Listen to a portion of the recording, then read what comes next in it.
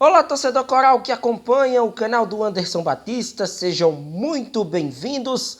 O Santa Cruz venceu o Sampaio Corrêa por 3-1, resultado de suma importância se o Santa Cruz ainda pensa em classificação à fase seguinte da Copa do Nordeste. Santa Cruz encontrou aí, né, um jogo bem mais competitivo diante da Bolívia querida, além disso, oportunizando as chances que teve ao longo dos 90 minutos, principalmente depois ali daquela reta final do primeiro tempo. A partir de agora, a gente traz detalhes a respeito desta partida. Se você ainda não é inscrito no canal, se inscreve, deixa aqui o seu like nesse conteúdo, compartilha esse vídeo nas suas redes sociais e, claro, deixa teu comentário, né, a tua opinião em relação a esse jogo e a essa vitória do Santa Cruz com um toque de Felipe G2. Para mim, um dos principais nomes do Santa em campo neste jogo de hoje, né? Um cara que ainda, pelo lado físico, a gente percebe que tem muito a ser trabalhado e foi algo que o atrapalhou durante boa parte de sua carreira, mas que tecnicamente a gente não tem muito o que falar desse jogador. É um cara que minimamente bem, ele já pode oferecer algo a mais à equipe que ele defende. E hoje foram 2 gols. Né, um cara que gera situações perigosas para a equipe do Santa. Antes mesmo do gol marcado por ele de falta, contando com o desvio da barreira, ele já tinha, né, gerado situações perigosas para a equipe do Santa.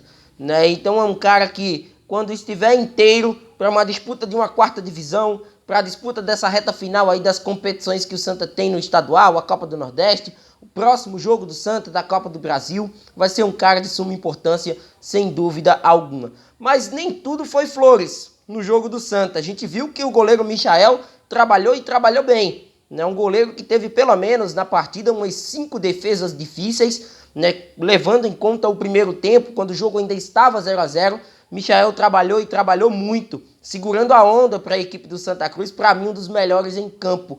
Né? Um cara que foi contratado para esse intuito, para ser o titular da equipe. Né? Sem a garantia do Matheus Inácio, o Geazi também passou por alguns momentos de instabilidade e conseguiu aí o goleiro Michael se firmar no gol da equipe do Santa Cruz. E hoje, mais uma vez, fazendo até a sua estreia no José do Rego Maciel, dando aí provas de que seria, né, mais uma vez uma atuação consistente do goleiro do Santa Cruz.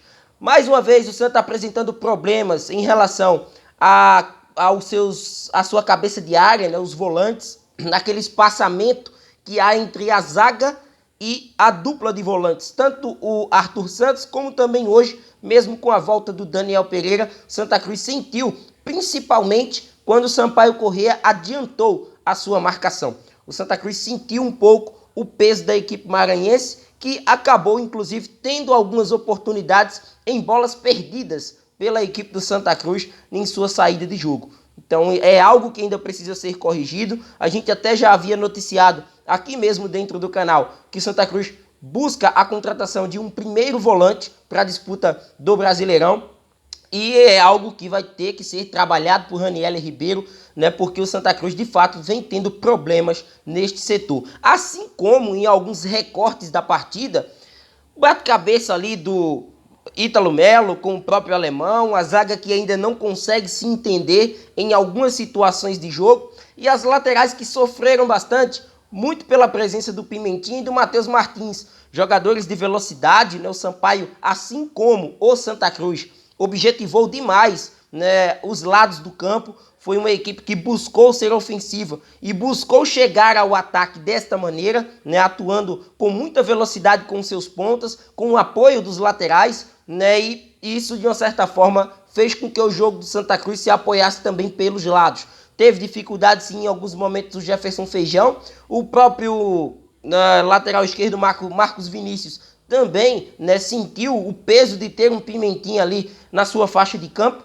mas o Santa foi agraciado pela boa atuação de seu goleiro, né? O goleiro que, como a gente falava há pouco, Michael teve aí uma grande noite e sustentou por um bom tempo a onda da equipe maranhense. Em relação ao primeiro gol de falta marcado por G2 no começo do segundo tempo, uma assistência para coroar o bom momento de Marcos Vinícius, já era um cara que já vinha sendo citado pelo torcedor, né? Chegou para a lateral esquerda, um setor onde o Santa já se utilizou, inclusive, de improvisações nesta temporada, mas um atleta que se adaptou muito rápido, né, a essa função, né? Chegou, já vestiu a camisa de titular e vem fazendo pelo menos bons jogos, vem mantendo uma certa regularidade na equipe do Santa Cruz. E hoje foi o homem da assistência para o segundo gol do G2, livre de marcação, né?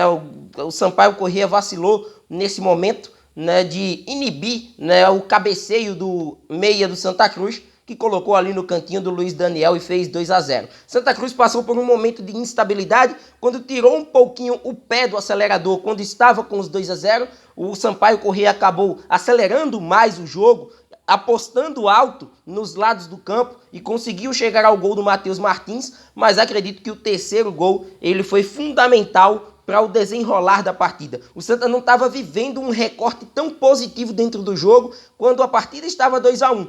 Quando o Santa estava vencendo por 2-1, o Sampaio, a gente percebia que o volume no meio de campo estava crescendo, as investidas pelos lados também, a pressão na saída de bola do Santa Cruz também estava sendo maior. Nesse caso, o terceiro gol veio para sacramentar aí essa vitória coral de um cabeceio, de um desvio, nem foi um cabeceio, foi um desvio com os pés do Maranhão. Maranhão que até o próprio site O Gol, eu acabei tweetando isso, né, eu publiquei essa informação lá no Twitter, de que a última vez que o Maranhão havia marcado foi contra a equipe, foi com a camisa do Mirassol, lá atrás, 2020, ou seja, praticamente 3 temporadas que o Maranhão não havia mais marcado gols em sua carreira. E hoje acabou marcando o terceiro gol, que foi fundamental naquele instante de partida que o Santa estava ali meio que na incerteza de que iria sacramentar o resultado ou veria, no caso, a equipe do Sampaio Corrêa crescer de rendimento.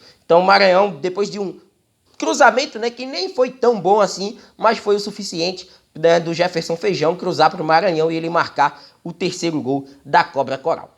Então o Santa chega a 8 pontos, fica ali já beirando, né, a quarta colocação do grupo B, o quarto colocado do grupo B é o Náutico, né, e o Santa agora tem um compromisso quarta-feira contra a equipe do Ferroviário, lá no Presidente Vargas, né, na capital cearense. É um jogo no PV, jogo difícil, às 19 horas, e o Santa buscando essa classificação. Eu acredito que a classificação coral pode passar muito por esta partida, levando-se em consideração, né, que a equipe do Santa Cruz, né, vai ter jogos contra Sport e Fortaleza para fechar essa sua primeira fase. São jogos, né, que não são tão acessíveis se levarmos em conta a equipe do Ferroviário, que também faz uma boa campanha na Copa do Nordeste, mas o Santa Cruz agora, com essa vitória, né, depois de uma classificação de Copa do Brasil, os ânimos eles aumentam, né, as expectativas aumentam em relação à equipe, e agora esse jogo fora de casa por mais uma rodada do Nordestão. Santa que ainda tem 3 partidas a serem feitas no torneio e a expectativa, né, a busca por uma vaga nas quartas de final, que já poderia lhe render, né, uma cota aí de 500 mil,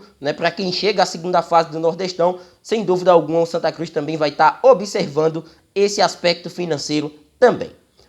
Comenta à vontade, se inscreve no canal e vem com a gente. O canal do futebol pernambucano, é claro, é aqui, o canal do Anderson Batista. Se inscreve e, claro, participa conosco.